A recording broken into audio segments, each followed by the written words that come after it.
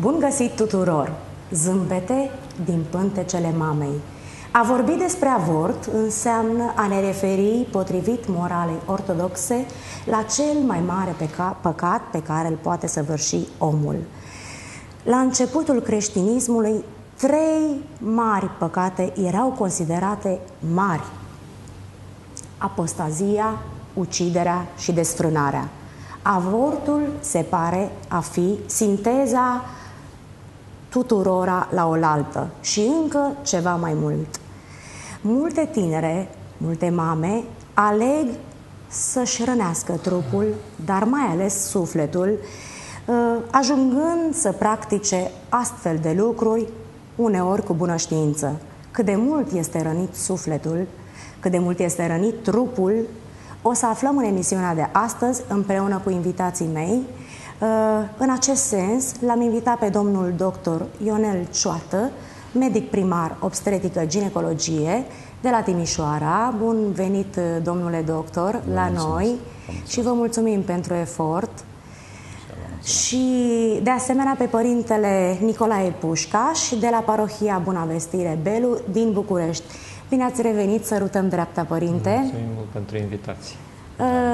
Este un subiect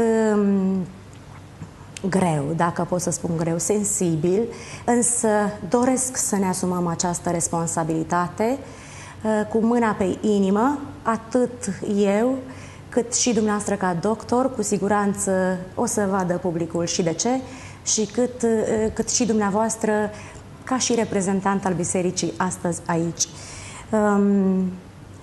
Nu am ales subiectul acesta degeaba, ci sunt speriată, recunosc că sunt speriată. De curând am citit, ca toată lumea pe internet, lucruri absolut înfricoșătoare, ceea ce arată că am devenit cruzi, poate, sau suntem, poate că nu mai avem spiritul acesta de mamă, că până la urmă este vorba de femeie aici, de mamă. Poate că ne lipsește educația. Să vedem ce ne lipsește împreună cu dumneavoastră astăzi. Însă aș vrea să vă întreb, părinte, de la început. Știm că copilul este darul lui Dumnezeu. Mai este astăzi darul lui Dumnezeu sau a devenit o povară pentru familie? Cu siguranță că nu există un dar mai mare pe care poate să-l facă Dumnezeu unor tineri, unei familii, tânăr închegate, decât să le dăruiască un copil. Este poate singurul moment în care omul devine creator împreună cu creatorul său. Omul creează împreună cu creatorul său. Și nu mă refer aici numai la trup, ci mă refer și la sufletul copilului. Pentru că omul devine om nu în momentul în care Dumnezeu îl zidește din pământ, din materie, ci omul devine om atunci când Dumnezeu suflă asupra omului duh de viață dătător. Mai folosim noi expresia în teologie că omul este purtător al chipului lui Dumnezeu. Așa. Și omul devine purtător al chipului lui Dumnezeu încă din momentul zămislirii. Și de aici toată gravitatea problemei avortului. Și actualitatea în același timp, pentru că dacă ne uităm la ceea ce se întâmplă în jurul nostru, privim statisticile, atunci ne înfricoșăm. Mă uitam, de exemplu, pe statistici de după Revoluție, că până în Revoluție nu erau avorturile făcute în mod legal, și m-am înspăimântat, pentru că la nivelul anilor 99, domnul doctor cred că știe mult mai bine decât mine lucrul ăsta, se vorbea în România de vreo 260.000 de avorturi anuale și spre 2005 îmbucurător, dar tot n-au scăzut suficient de mult cât să ne bucurăm noi într-adevăr, ceva la 159.000 de avorturi Sigur anuale. că până în Revoluție acest lucru nu era făcut public, da. Practicile erau așa cum erau, toată lumea cu siguranță le cunoaște, însă uciderea de prunci cred că s-a practicat dintotdeauna. Însă acum, cu adevărat, este explozie. Este ceva absolut înfricoșător.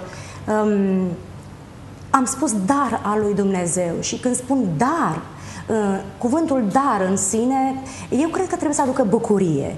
Când primești un dar, și dacă ar fi să primești un măr, o portocală, când îi dăruiești cuiva, îți aduce zâmbetul pe buze la început. Nu mai vorbesc despre copil ca și dar al lui Dumnezeu. Și atunci mă întreb de ce femeia nu privește acest lucru ca un dar și să se bucure de el.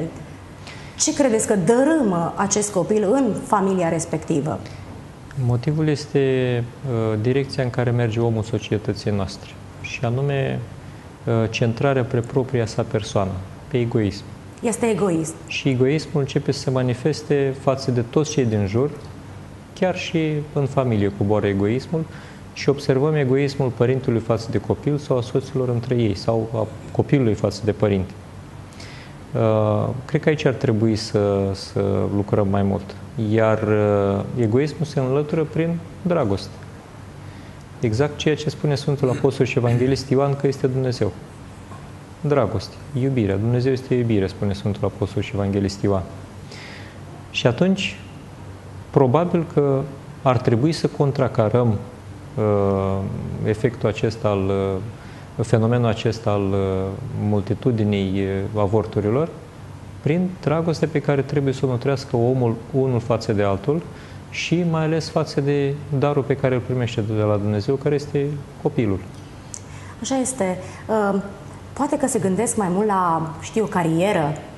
Poate că distruge copilul ceea ce a construit, nu știu, în anii studenției, tânăra respectivă, și are puterea de a decide, nu, trebuie să-mi continui cariera cu prețul de a ucide o viață? Ce credeți, domnule doctor? Eu vin în completarea părintelui și spun că, într-adevăr, centrarea aceasta pe persoană, deci egoismul acesta care ne macină, există și ne macină, dar ne macină și ancorarea în material. Deci, deplasarea aceasta spre material, spre încerca să-ți faci înainte cariera, să-ți construiești casa, să-ți realizezi, să zici, crezi că îți realizezi viața și abia după aceea să te gândești la copii, cred, după părerea mea, și am gândit mult la acest aspect, este o mentalitate care nu este benefică pentru societatea noastră și pentru societatea în general. În general, așa este. Pentru că dacă aducerea pe lumea unui copil o faci ca și un plan al tău, așa, în dezvoltare, știți, acum fac casa, acum fac meseria, după aceea fac și un copil. Nu este în regulă. Este rod al dragostei între cei doi soți. Și eu observ în meseria mea că tot mai multe femei cu vârste peste 35, 40 de ani vin în această direcție, doresc să rămână însărcinate. După ce consideră că și-au asigurat practic viața lor, cumva din punct de vedere material. Ori copilul trebuie să vină atunci când dragostea între cei doi soți rodește și înflorește între ei. Gândul la material duce sau estompează această dragoste între cei doi. Și de aici aceste probleme pe care le avem. Ar fi să pornim de la ideea dumneavoastră, tot mai multe tinere spre 40 de ani, după ce s-au realizat chipurile, ajung să decide totuși pe la 40 de ani, cum spuneam, să aibă și un copil. Nu este ca și cum acest lucru e ceva așezat pe o scară tot materială. Îl fac și pe ăsta. Nu mai este... Am făcut și o casă, mi-am luat și o mașină, îmi facem și un copil. Nu este, copilul nu devine ceva material, nu mai este la adevărata lui valoare, ca simbol al dragostei. E un suflet, de fapt. Nu se compară o casă, o mașină, o facultate cu un suflet. Eu așa văd lucrurile. Haideți să le spuneți dumneavoastră telespectatorilor. Cuvântul acesta este des folosit. Și o să vedem și niște statistici astăzi. Ce înseamnă, de fapt, avort? Însă aș vrea să le spuneți tinerelor și mamelor și folosesc foarte clar tinere și mame, pentru că avortul mai nou se practică și în rândul tinerelor, fără să aibă o familie întemeiată, să le spuneți de fapt ce înseamnă avort. Da. Din punct de vedere medical, avortul înseamnă întreruperea cursului sarcinii până în săptămâna 28. Discutăm despre un avort de trimestru 1, adică în primele 3 luni, și de avortul de trimestru 2, după 3 luni. Acesta de trimestru 2 este interzis de legea actuală din România.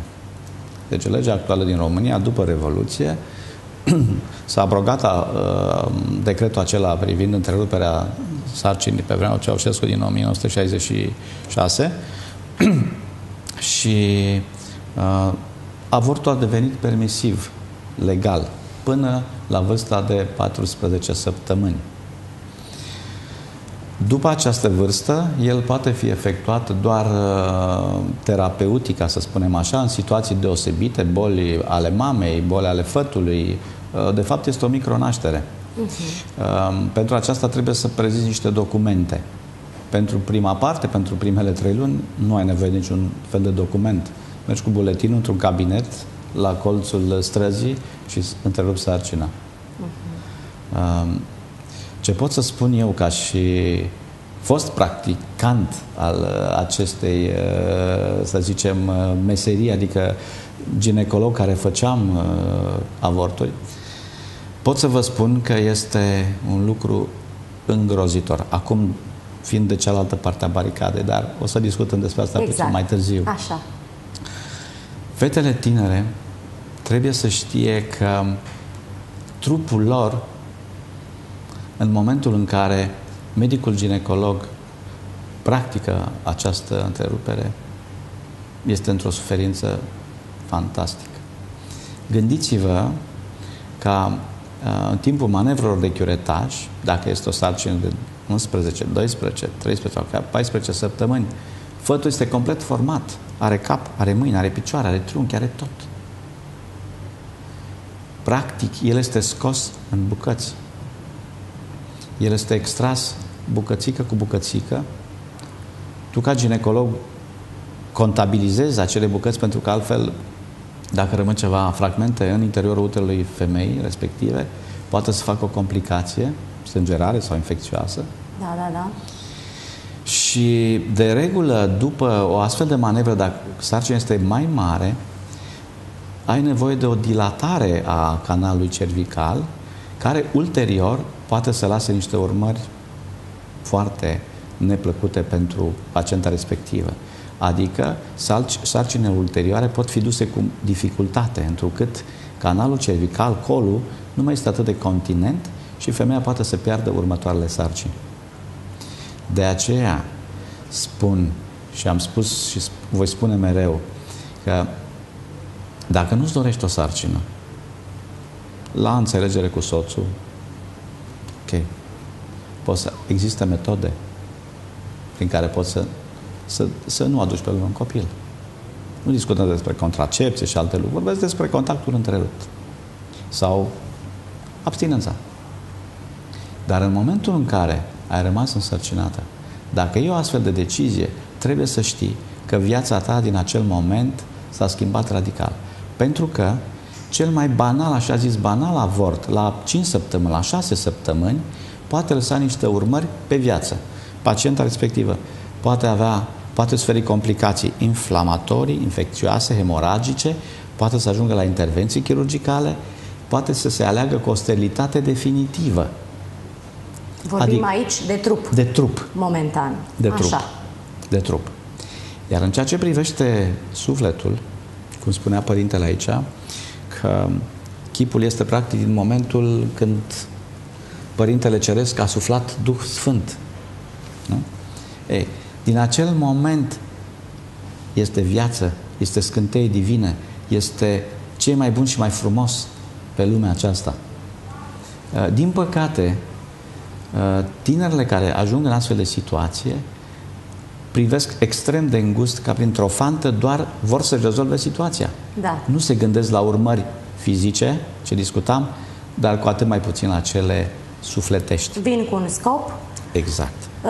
Contra unei sume de bani, nu știm cât și nici nu ne interesează să vă transmitem acest lucru, au în minte cuvântul avort, însă nu știu că de fapt pruncul acela, după cum spuneați dumneavoastră, este rupt în bucățele, iar domnul doctor nu face altceva decât să contabilizeze fiecare bucățică din mânuța, din piciorușul, din orice organ al pruncului deja format.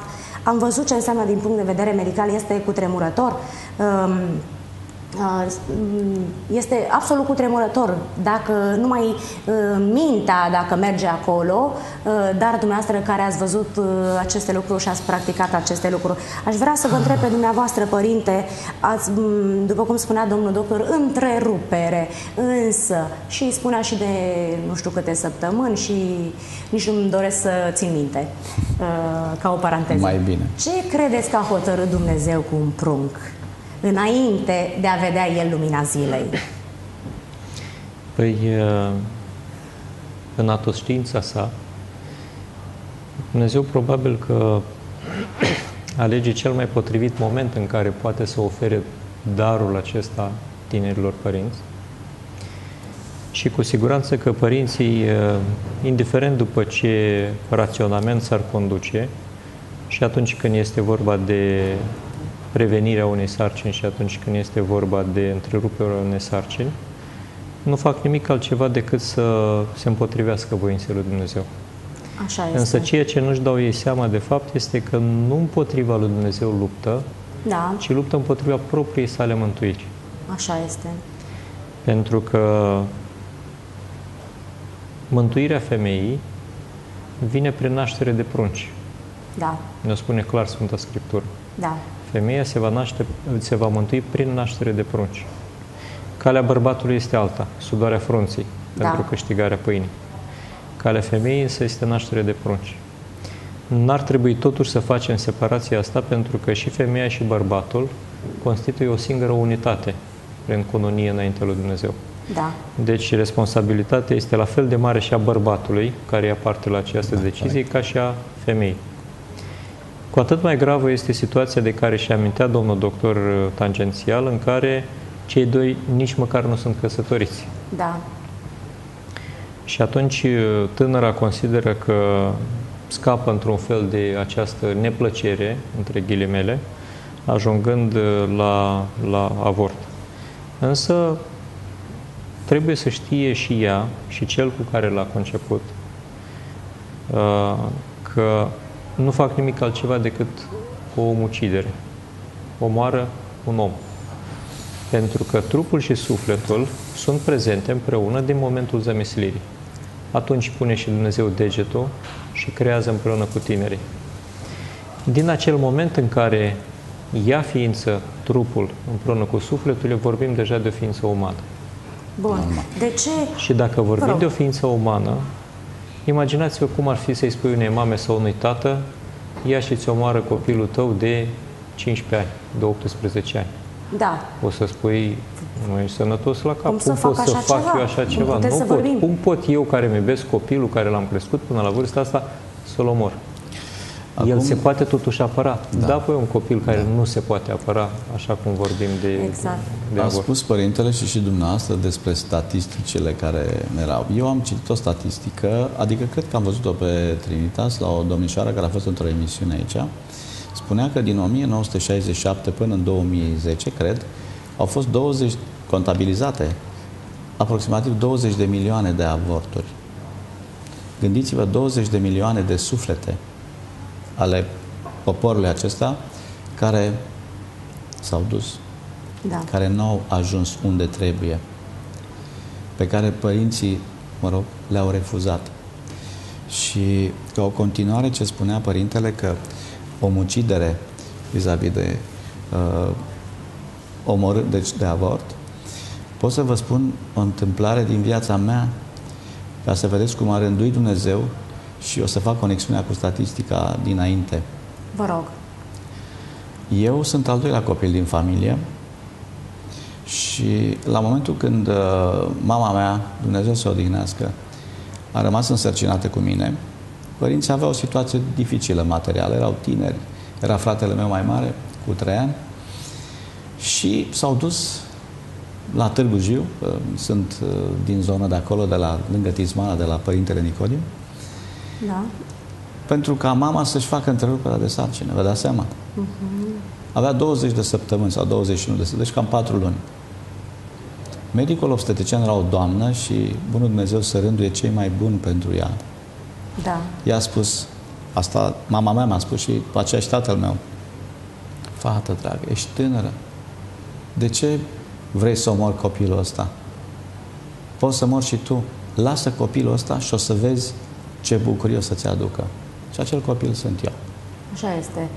Deși printr-o practică a meseriei dumneavoastră actuale... Și asta am vrut să spun, că gândiți-vă la cele 20 de milioane de suflete care în masă. Gândiți-vă dintre aceste 20 de milioane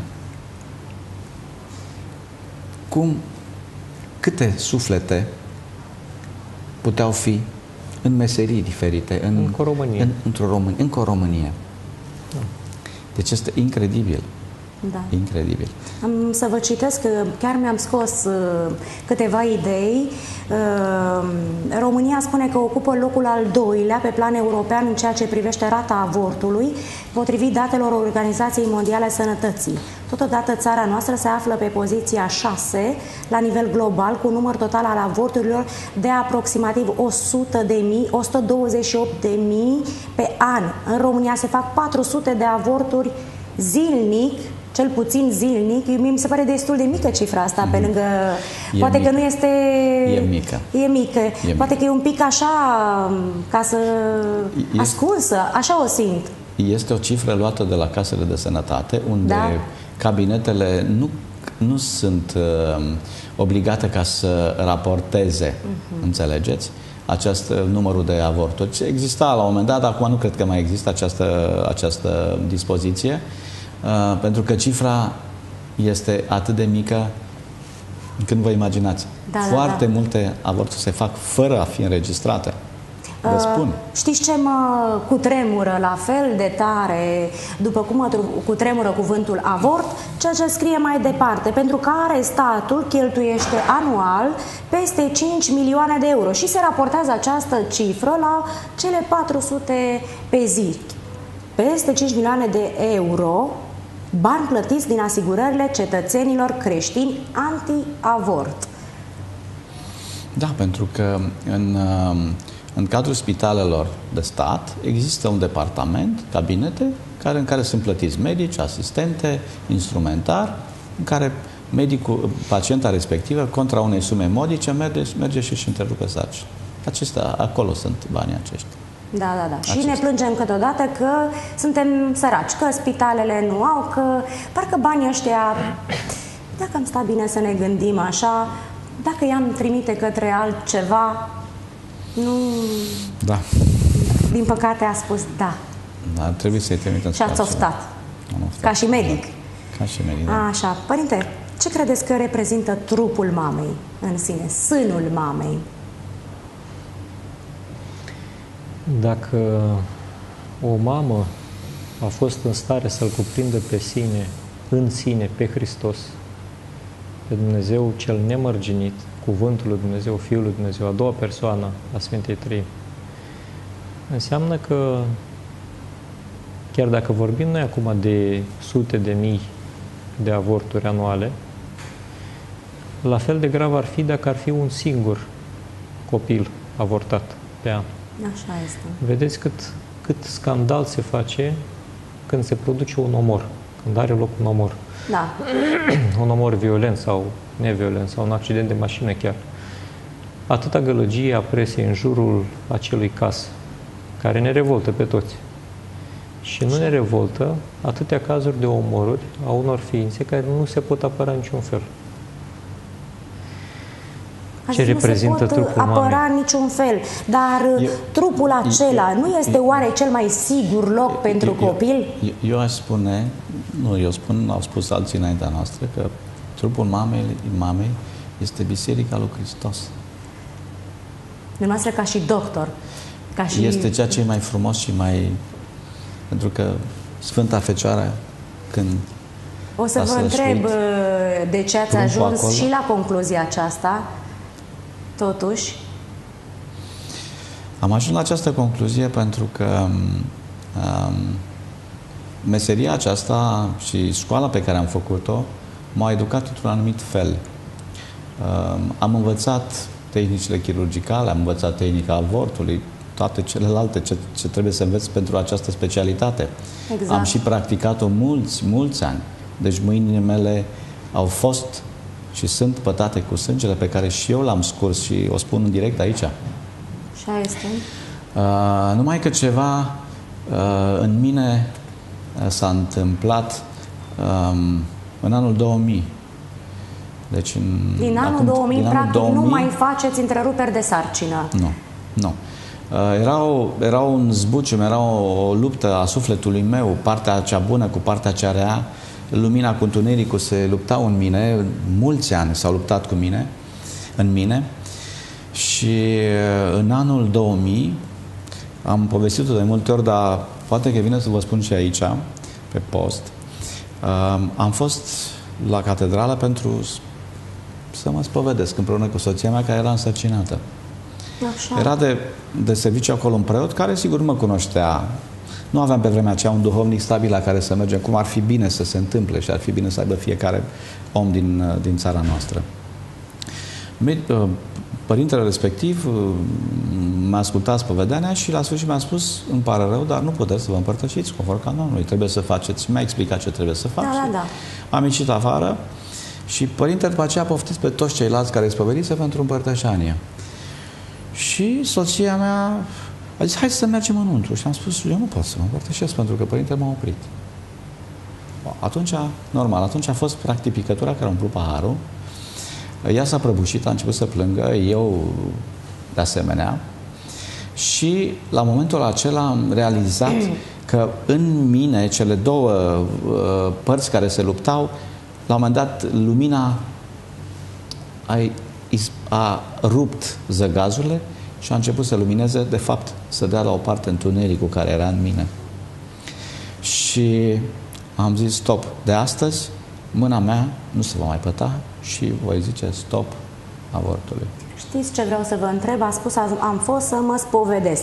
Mă interesează dacă era prima spovedanie a dumneavoastră sau erați un creștin fidel? Eram un creștin ca toți ceilalți creștini, ca să zic așa. Mergeam din când în când la biserică, așa. Mă duceam o dată pe an și mă spovedeam, mă împărtășeam, dar în mine începuse de fapt această luptă între cele două forțe, vă spuneam, cu câțiva ani înainte, de prin anul 1997-98, deci cam 3-4 ani înainte. În 99 am făcut o vizită, am fost la Sfântul Munte Athos. Așa.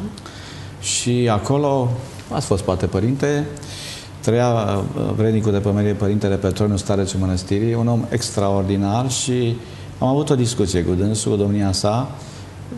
A știut, adică i-am povestit că sunt medic, i-am povestit ce fac și a zis: domnul doctor, și dumneavoastră și colegii dumneavoastră vă ascundeți în spatele meseriei. Ce nu vă gândiți cât rău faceți sufletului dumneavoastră și sufletelor care dumneavoastră nu le lăsați să vină aici pe pământ. M-a cutremurat. După aceea am fost în multe biserici, în multe mănăstiri în țară. Ați încercat să vă regăsiți, exact, practic. Da, nu știam ce să fac. Mă gândeam că pacienții mei o să plece de la mine. Eu nu mai fac. Nu făceam multe, dar oricum făceam. Da. Și atunci, în postul Crăciunului și la spovedania aceea, era începutul postului, era în prima săptămână a postului, atunci am zis stop. Și stop a rămas și va rămâne toată viața mea. Și îi mulțumesc Bunului Dumnezeu că atunci cred că Duhul Sfânt a făcut ceva în mine Ca eu a schimbat în mine, ca eu să nu mai fiu de partea cealaltă, știți? Deci, practic, după un an de muncă, domnul doctor Cioată, obosit, a plecat într-o excursie, nu-i așa? Pur și simplu, neștiind, nebănuind, sau ați plecat la Muntele Atos să căutați ceva? Așa, eu vă văd după un an de muncă într-o excursie. Nu, am plecat la munte... fac toți în vacanța de vară, să zic așa. Da, nu, ia să vedem. Nu, n-a fost o excursie. Pentru mulți poate este o excursie, dar nu cred, că cei mai mulți care se duc acolo se duc cu un scop bine definit. Grație nașilor noștri, o familie deosebită, care aveau preocupări în acest sens. Cu nașul meu am fost acolo, el m-a dus.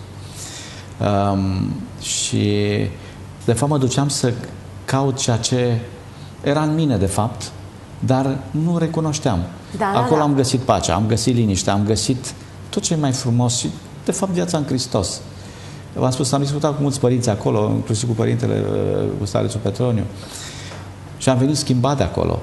Dar ghinionul este că nu te ține mult această stare dacă te reîntorci în această viață a noastră tumultoasă. Trebuie permanent să te întorci și să te gândești oare cum a fost acolo și de ce viața mea nu poate fi ca acolo.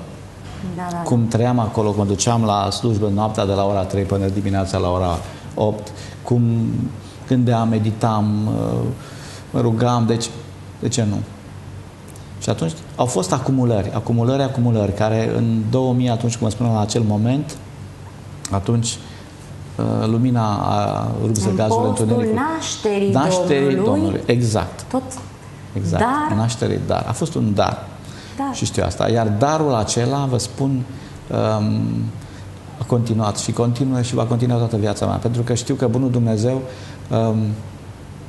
sper și cred și rog, să mă ierte pentru tot ce am greșit și făcut în toți anii ăștia.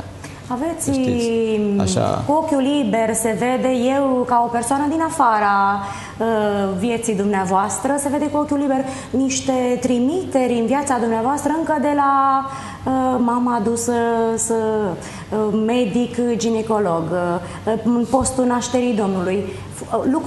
Lucrurile astea le vedeți acum? Da, le văd acum și pot să spun că am realizat, părintele știe mai bine decât mine, îți realizezi practic cartea vieții pe care Bunul Dumnezeu ți-a scris-o în momentul în care a suflat Duhul Sfânt asupra ta. Adică traiectul pe care tu îl ai. Deci unde m-am născut? Familia în care m-am născut, episodul pe care vă spuneam, am trecut la 4 ani printr-o boală severă, a fost o epidemie de poliomielită și puteam să rămân în scaun cu rotile. Bunul Dumnezeu m-a ajutat și de data aceasta m-a scos și Maica Domnului.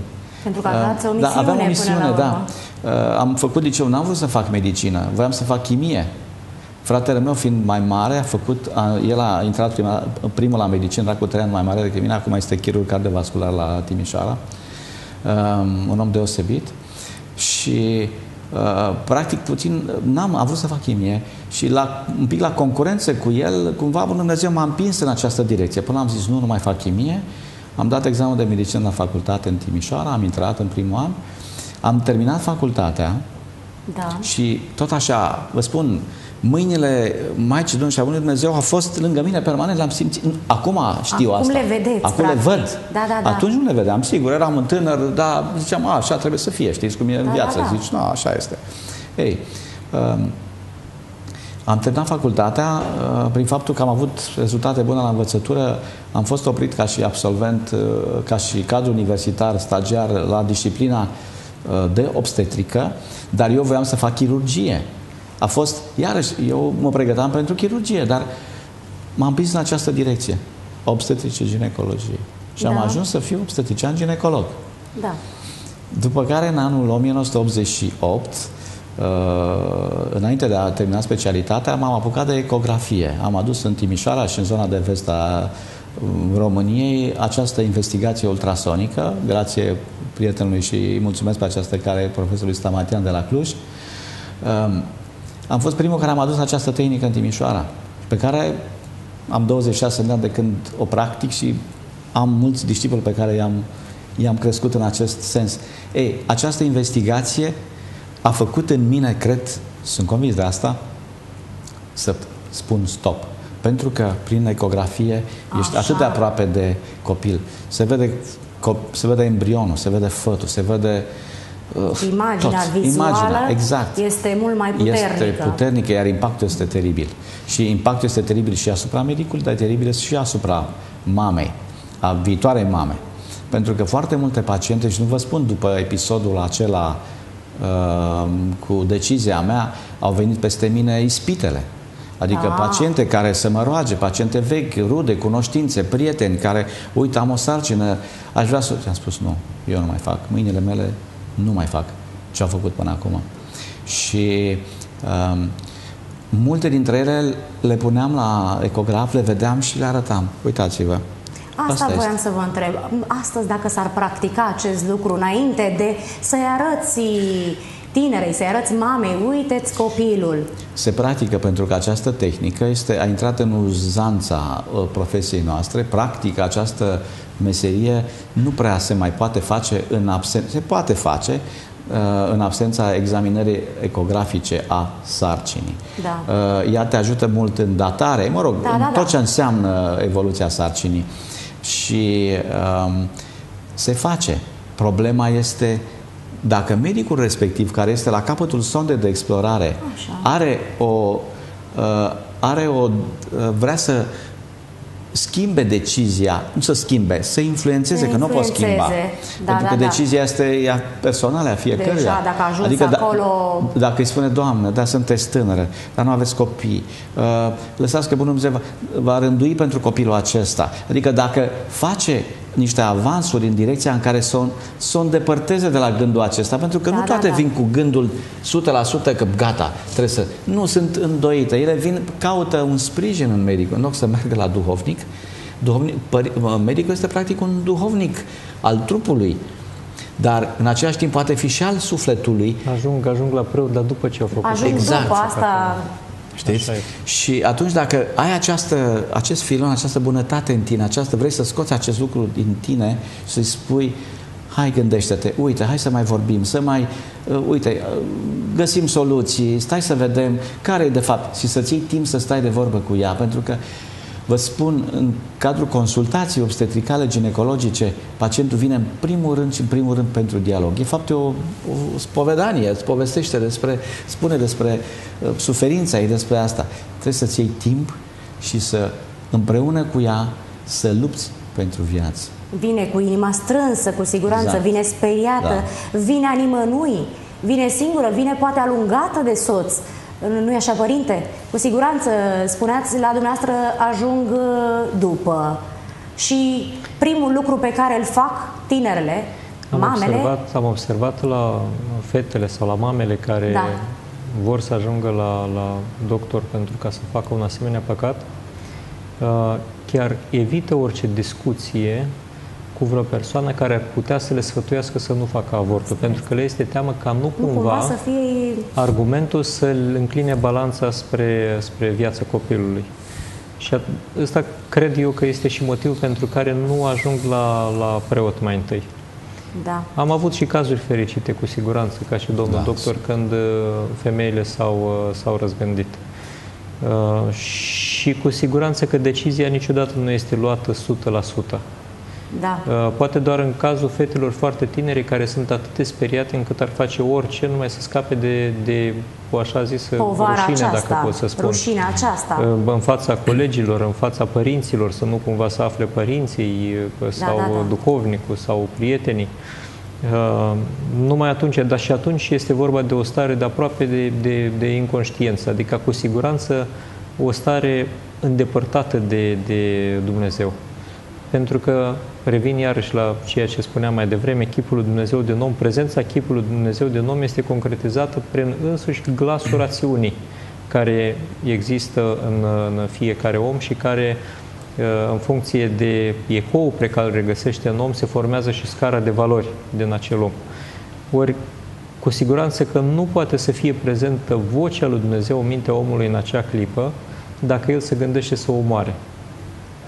Da. Nici măcar un animal, când se gândește cineva să-l omoare doar pentru supraviețuire, ca jertfă pentru pentru ca să supraviețuiască omul, poți să gândești. Dar aici își omoară propriul copil, niciun animal. Nu știu dacă există vreun caz în lumea animală să facă așa ceva, să-și omoare puiul înainte de naștere. Înainte de naștere, După, da. pentru supraviețuirea celorlalți, am văzut la anumite animale care fac lucrul ăsta și omoară pe cei mai slabi ca să aibă lapte, să-i mănânce și să aibă lapte pentru cei mai puternici, să supraviețuiască. Dar înainte, chiar nici măcar în lumea animală, nu știu dacă există un asemenea caz în care să săvârșească un omor încă din pântecele mamei. Întunericul, să înțeleg că este profund, este Întunericul este lipsa prezenței lui Dumnezeu, sau mai bine zis, lipsa conștientizării prezenței lui Dumnezeu, pentru că Dumnezeu este prezent în noi, sub forma chipului lui Dumnezeu și în tot ceea ce există, de fapt, materie organică, anorganică, Dumnezeu este prezent. Că altfel n-ar putea exista acel lucru. Însă ajungem la lipsa conștiinței prezenței lui Dumnezeu și de aici nu putem să facem lucrul lui Dumnezeu, nu putem face lucrarea lui Dumnezeu, facem lucrarea celui întunecat. Și ajungem să ne întunece atât de mult mintea, încât să ne dorim să ne omorâm propriul nostru copil. Deși păcatul nu aici începe. Păcatul începe atunci când ajungem în brațele unui bărbat fără să fim căsătoriți. Sau mai târziu, prin egoism, exact cum spuneați și dumneavoastră la începutul emisiunii, să eliminăm în scara, vă dați seama cât de mult e deformată scara valorilor noastre dacă copilul este așezat după un acoperiș din țiglă deasupra capului sau din tablă, care în 30 de ani nu mai este. Deci cât de puțin înseamnă, de fapt, omul ca valoare în proprii noștri ochi. Da. Domnule doctor, știți ce curiozitate am? În momentul în care ați decis, cu siguranță ați împărtășit acest lucru familiei, soției, cu siguranță soția a fost foarte fericită, dar știți unde vreau să mă duc? La colegi. Ce au zis colegii? Au fost, nu știu, invidioși, v-au văzut altfel. Fiecare dintre noi avem prietenii din domeniul nostru, din meseria noastră. Ce au spus prietenii dumneavoastră, doctori?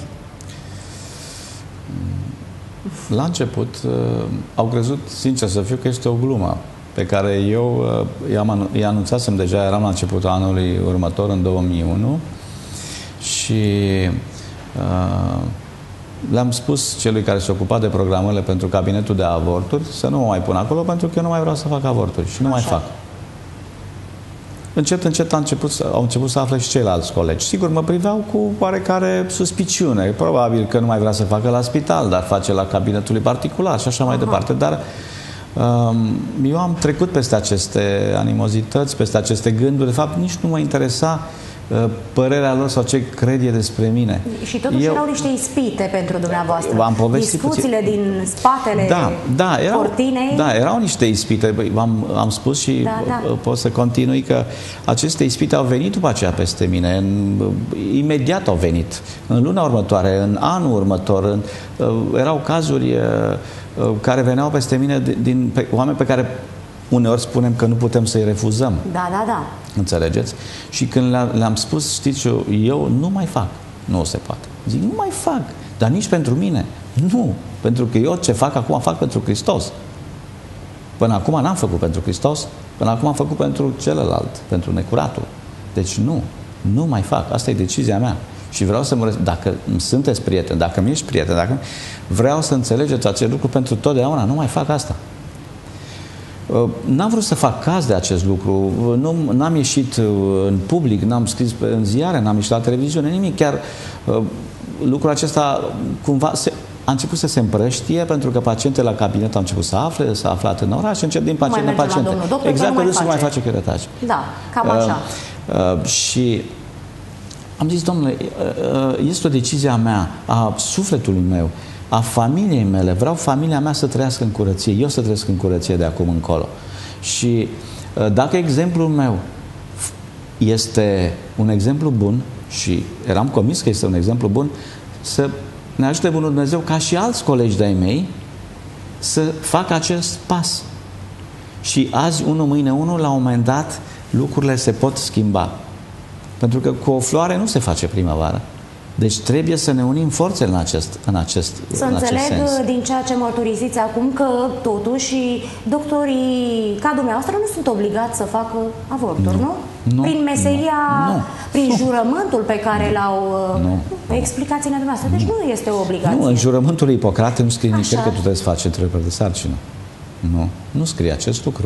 Așa. Deci, practic, tu consimți și ești părtaș la păcatul pe care femeia, adică păcătuiește alături de ea. Și atunci, adică, și păcatul omorului este păcatul împotriva Duhului Sfânt. Părinte, iar nu? păcatul împotriva Duhului Sfânt nu se va ierta niciodată de acum, nici în cel ce va să fie. Bine, cuvintele astea nu sunt spuse ca nu cumva să mai săvârșim, să înțelegem care este gravitatea păcatului, nu că Dumnezeu nu poate ierta. Sigur că da. Înseamnă că ar exista ceva ce Dumnezeu nu poate face dacă mergem pe sofisme. Însă pentru ca să se arate cât de grav este acest gen de păcat, inclusiv omorul, ni se spune că este păcat împotriva Duhului Sfânt și nu se va ierta nici în veacul de acum, nici în cel ce va să fie. Noi însă nădăjduim prin pocăință la marea milostivire din partea lui Dumnezeu. Să luăm un caz, părinte. O tânără mamă ajunge, o mustră conștiința, pentru că eu cred că durerea fizică nu se compară cu ceea ce urmează din punct de vedere sufletesc. Asta este cu totul și cu totul altceva. Dacă durerea fizică o poți calma înainte de această practică, știu eu, cu un diazepam, îi dai, Doamne asistente, ceva să nu cumva să te doară foarte tare, durerea sufletească este altfel. Trece această durere sufletească și ajunge printr-o minune această tânără mamă la preot. Trece această durere. Cum trebuie să fie preotul care are de-a face cu o astfel de mamă? Vorbim de un păcat foarte grav. Vorbim de omor. Vorbim de pruncucidere și atunci, cu siguranță că păcatul are ecou în pătarea sufletului nostru. Însă pătarea este atât de gravă, este ca o pată pe o haină care nu vrea să se mai ia. Și așa rămâne atâta timp cât există haină. Se mai decolorează, o mai ștergem, o mai acoperim cu ceva, cu o altă haină, dar ea rămâne acolo. Cam așa este păcatul ăsta în sufletul unei mame. Și este cazul în care, vorba de un singur avort, dar sunt oameni femei care mărturisesc de multe ori despre zeci de avorturi pe care le-au făcut în viața lor. Este o suferință care se răsfrânge asupra întregului suflet și întregii ființe umane, de fapt, trup și suflet. Și suferința asta are repercursiuni nu numai asupra ei, ci și asupra mediului în care trăiește femeia, și asupra soțului, relației cu soțul ei, și asupra relației cu familiei ei, cu cei apropiați, cu mama, cu tata, eventual cu mama, pentru că s-a sfătuit mai mult cu ea ce să facă și cum să facă și să ia o asemenea decizie. Răceala față de soț, urmări chiar asupra propriului comportament, raportării propriei persoane la ceilalți oameni și la Dumnezeu. Deci să înțeleg că practica aceasta ar putea distruge familia, nu să elibereze duce de foarte multe ori, chiar duce chiar de multe ori asta ca să ne fie mai bine în familie. Ba din contră, ar putea distruge nucleul și darul lui Dumnezeu pe care este refuzul darului lui Dumnezeu, practic. Refuzăm un dar. Cât de jigniți ne-am simțit noi dacă am merge cu un tort la cineva la împlinirea unei vârste frumoase și omul respectiv nu numai că ne-ar da tortul înapoi, dar ne-l-ar trânti la picioare cu fața în jos că nu are nevoie de darul ăsta. Cât de supărați sau cât de frustrați ne-am simțit noi. Și atunci se rupe ceva clar. Exact repercusiunile sunt pe viață. Sunt pe viață, consecințele sunt pe viață. Și dea Dumnezeu să se trezească mai bine mai târziu decât niciodată stare de pocăință pentru păcatul pe care îl fac, ca cât le mai rămâne din timpul vieții să-și ceară în permanență până la închiderea ochilor iertare de la Dumnezeu pentru păcatul pe care l-au Dacă părintele îi spune trebuie să, de acum înainte, nu știu câți ani, nu ai voie să te împărtășești, pentru că... Canoanele prevăd diverse termene, diverse soroace pentru acest păcat. Toate însă sunt destul de îndelungate. însă toate pot fi înjumătățite sau și mai mult scurtate în funcție de stare de pocăință a omului. Da. Și încă o dată zic a omului și nu a femeii, pentru că este părtaș și bărbatul la păcatul ăsta. Da. Deci și soțul și soția sunt în egală măsură vinovați, dacă s-au sfătuit, desigur, dacă nu cumva a făcut-o fără știința soțului. Nu se întâmplă foarte des lucrul ăsta. Amândoi trebuie să suporte consecințele păcatului. Tămăduitoarea însă este stare de pocăință. Și atunci, prin pocăință, chiar dacă sunt termene îndelungate, stabilite pentru avort, de cel puțin 7 ani, ele pot fi scurtate, v-am spus, prin dovadă de pocăință profundă pentru păcatul săvârșit. Și sigur, una din condiții este și nerepetarea păcatului. Da.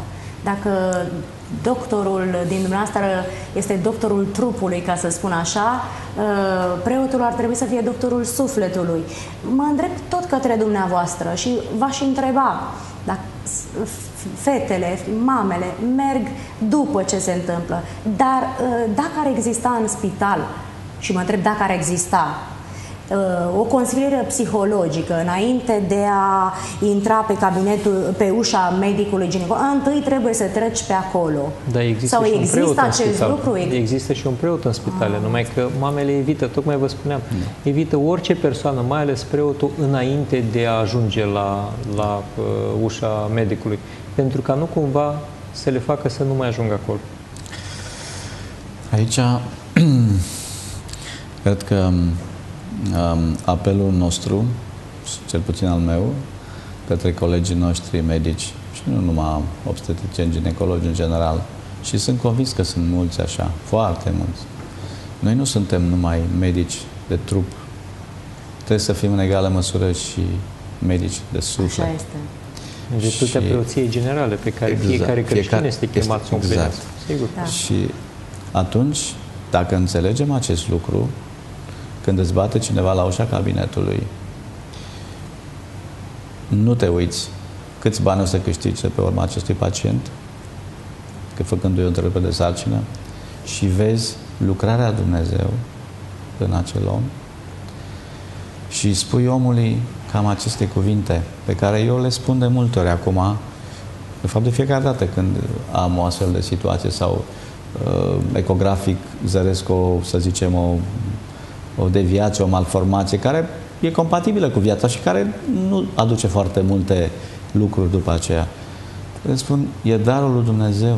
Este o binecuvântare a părinților, părinții care primesc de la Dumnezeu copii. De ce nu vă bucurați? Trebuie să ne bucurăm. Nu trebuie să luăm ca pe o pacoste, ca pe o pedeapsă, că de-a dat Dumnezeu acum un copil, noi nu avem casă, nu avem servici, nu avem nimic.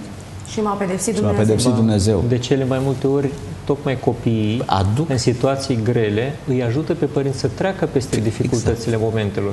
Și financiare, și, nu știu, conjuncturi familiare, îi ajută să se căsătorească, îi ajută să observe mai greu greutățile materiale. Așa este. Aud des tineri fără copii care și-au cumpărat să nu se plictisească sau să-i aștepte cineva acasă după o zi de muncă un câine. Și vai că de drăgaș, când intru în casă, uiți de tot. Uite de tot numai când văd cum se bucură cățelușul. Mă întreb, cum ar fi când ai copilul în casă? Da, să vă spun eu cum uit eu de tot când vin acasă.